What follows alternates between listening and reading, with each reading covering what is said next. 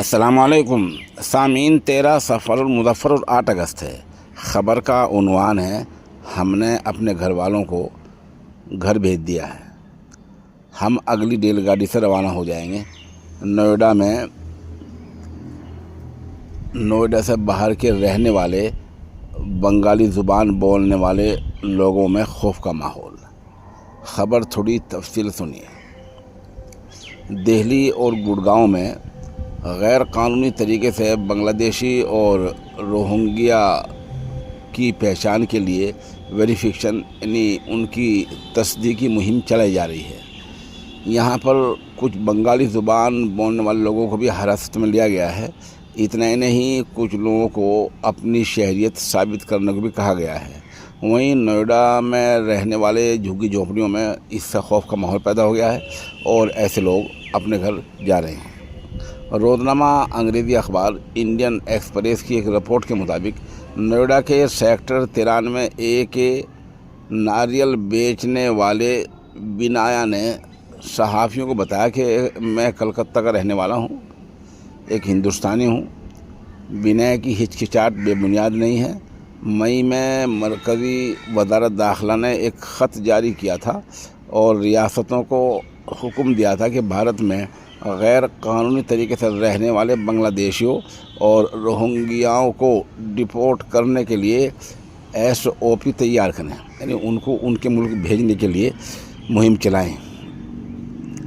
मुल्क की दारुल हुकूमत दिल्ली में ये मुहिम पिछले साल दिसंबर में नायब गवर्नर के एक आदेश पर चलाई गई थी। वहीं गुड़गांव में ये मुहिम 1 महीने पहले शुरू हुई है।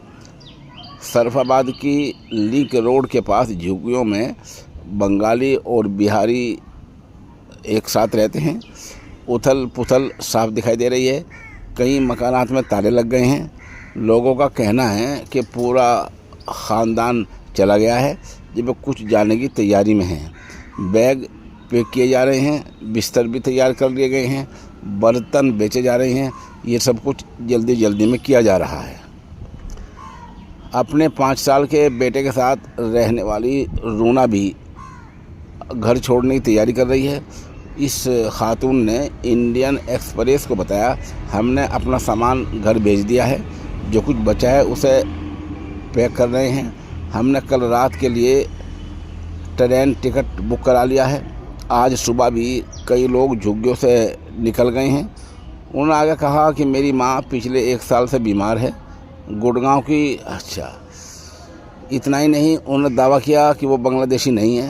उन्होंने कहा हम बस बंगाली ज़ुबान बोलते हैं और हम जो बंगाली बोलते हैं वो बांग्लादेशी और जो बंगाली हम बोलते हैं उसमें कुछ मुसावात है, कुछ बराबरी है।